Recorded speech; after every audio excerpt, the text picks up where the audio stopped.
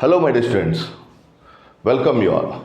So APPSC group 2 mains science and టెక్నాలజీకి సంబంధించి ఒక రోడ్ మ్యాప్ లాగా చెప్తున్నాను చూడండి. So thank you very much for giving a huge response for 250 topics 25 days 25 hours సంబంధించింది. దాంట్లో దాన్ని చాలామంది జాయిన్ అయ్యారు, కొన్ని రకాలైనటువంటి అనుమానాలు కూడా ఉన్నాయి అన్నమాట. ఇవి సరిపోతాయా లేకపోతే ఎలా అని. దానికోసమని ఐ కేమ్ అప్ విత్ త్రిశూల వ్యూహం అని చెప్తాం. ఫర్ ఎగ్జాంపుల్ ఇది 250 టాపిక్స్ నన్ను. ఓకే, ఇది ఎప్పటికి కంప్లీట్ అవుతుంది? 250 టాపిక్స్ ఏ రోజు ఆ రోజు కంప్లీట్ చేసుకోండి. 250 topics and it is going to be complete by 27th January. Okay, next వీలైతే ఈ పిఏబి కోర్స్ కూడా తీసుకోండి. పిఏబి సో రెగ్యులర్గా క్లాసెస్ జరుగుతున్నాయి, పిఏబి క్లాసెస్. ఈ రెండు 27th Januaryకి కంప్లీట్ చేసుకోండి. ఈ రెండు 27th January కంప్లీట్ చేసుకోండి. సో ఆ 28th నుంచి, ఫ్రమ్ 28th January నుంచి Feb 22nd వరకు ఎవ్రీడే గ్రాండ్ టెస్ట్ ఉంటుంది. గ్రాండ్ టెస్ట్ అంటే 75 క్వశ్చన్స్ తోటి ప్రతిరోజు ఒక గ్రాండ్ టెస్ట్ ఉంటుంది. ఓకే, సో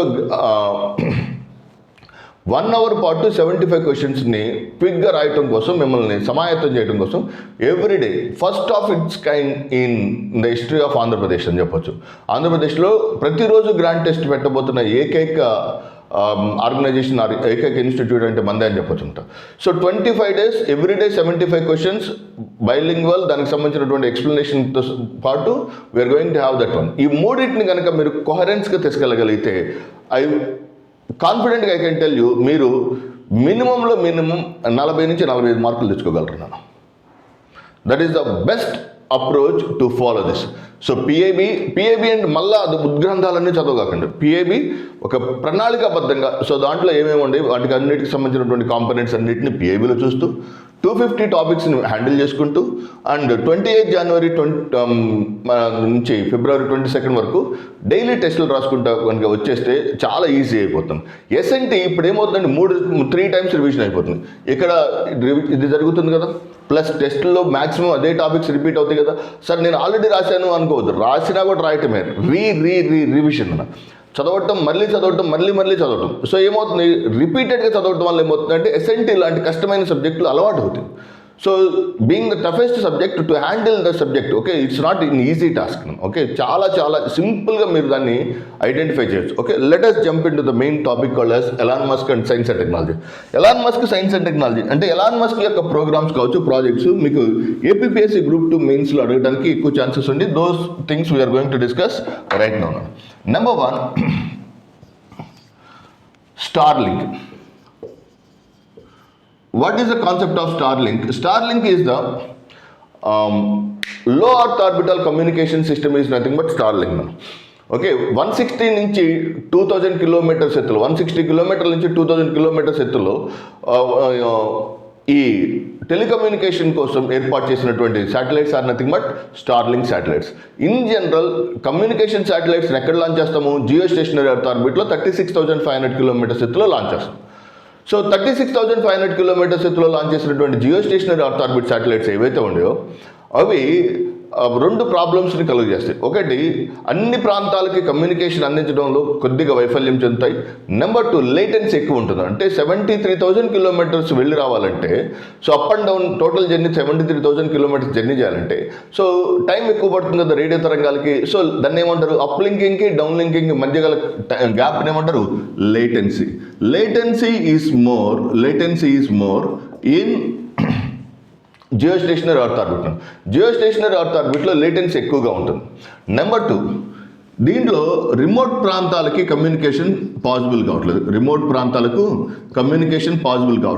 సో ఈ రిమోట్ ప్రాంతాల కమ్యూనికేషన్ అంటే కొన్ని కొండ ప్రాంతాల్లో కావచ్చు, లేదా ఎత్తైన ప్రాంతాలు, లోయ ప్రాంతాల్లో కావచ్చు, అక్కడ కమ్యూనికేషన్ పాసిబుల్ కావట్లేదు. దానికోసం ఏర్పాటు చేసింది రిమోట్ ప్రాంతాల కమ్యూనికేషన్ మరియు లేటెన్సీని తగ్గించడం, అల్ట్రా లో లేటెన్సీ సాధన కోసం ఎలాన్ మస్క్ స్టార్ట్ చేసినటువంటి low earth orbital communication system. Low earth orbital communication system. Is nothing but Starlink. Low earth orbital communication system is nothing but Starlink. Number 2, స్టార్లింక్తో పాటు another important segment కూడా launch చేశారు. స్టార్లింక్లో what are the advantages? అన్ని advantages ఇవ్వండి, మరి disadvantages లేవంటే yes నేను. మెయిన్ ఇంపార్టెంట్ డిసడ్వాంటేజ్ ఏంటంటే లో అర్త్ ఆర్బిటాల్లో ఏర్పాటు చేసినటువంటి శాటిలైట్స్ ఏవైతే ఉండో, the satellites that have been launched in more number of satellites కావాలి. ఇప్పుడు 7 శాటిలైట్స్ని జియో స్టేషనరీ అర్త్ ఆర్బిట్లో లాంచ్ చేస్తే మొత్తం గ్లోబ్ అంతా కమ్యూనికేషన్ వస్తుంది. అదే లో అర్త్ ఆర్బిట్లో శాటిలైట్స్ని లాంచ్ చేయాలంటే you need to deploy minimum thousands of శాటిలైట్స్ని లో అర్త్ ఆర్బిట్లో ప్రవేశపెట్టాలి. అలా వేలాది శాటిలైట్స్ని లో అర్త్ ఆర్బిట్లో పంపించడం అనేది అంతరిక్ష కాలుష్యానికి కారణమవుతుంది. అదొకటి. నెంబర్ 2, దేశాల యొక్క రహస్యాలకు సంబంధించి కావచ్చు, నేషనల్ సెక్యూరిటీ పాయింట్ ఆఫ్ వ్యూలో కూడా ఈ లో అర్త్ ఆర్బిటల్ కమ్యూనికేషన్ సిస్టమ్ చాలా సమస్యగా మారుతుంది. సో దీంతో పాటు ప్రపంచంలో 2 లో అర్త్ ఆర్బిటల్ కమ్యూనికేషన్స్ ఉండి, ఒకటి స్టార్లింక్, నెంబర్ 2 స్టార్లింక్తో పాటు second important component is nothing but one web. Bharatiya Airtel వాళ్ళు యునైటెడ్ కింగ్డమ్ ప్రాంతంలో ఏర్పాటు చేసినటువంటి telecommunication system is nothing but one web. So that is Starlink. And the second important concept is nothing but Starship. So what is Starship? ప్రపంచంలోని అత్యంత శక్తివంతమైన వాహక నౌక, the most powerful launching vehicle in the world is nothing but Starship. So ప్రపంచంలో అత్యంత శక్తివంతమైన వాహక నౌక అయినటువంటి స్టార్షిప్ 33 అత్యంత శక్తివంతమైనటువంటి ఇంజన్లను కలిగి, ఓకే, వరల్డ్స్ మోస్ట్ పవర్ఫుల్ వాహక నౌక అయినటువంటి ఇది స్టార్షిప్ నాసా యొక్క సహకారంతో స్పేస్ ఎక్స్ కంపెనీ అభివృద్ధి చేస్తున్నటువంటి వాహక నౌక. నాసా యొక్క సౌజన్యంతో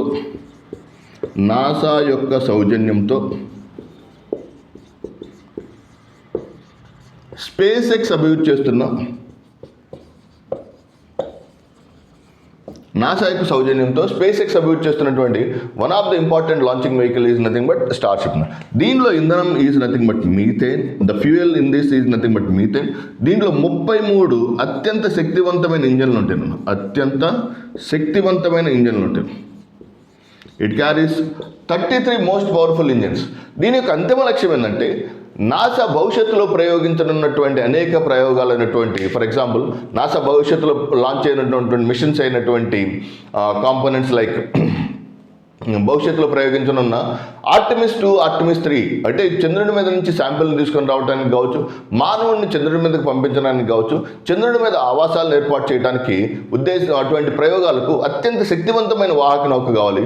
దానికి most powerful launching vehicle system is nothing but what? ఈ స్టార్షిప్. సో ఈ 2 కాన్సెప్ట్స్ మీకు ఎగ్జామినేషన్ పాయింట్ ఆఫ్ వ్యూలో very very important, Starship and Starlink. అయితే భారతదేశం స్టార్లింక్ యొక్క సబ్స్క్రిప్షన్ని కలిగి ఉంటూ చట్టరీత్యా నిషేధం అని కూడా చెప్పిన నేపథ్యంలో Starlink and Starship can be the most potential area for your examination point of view. Thank you very much. Will meet in another session.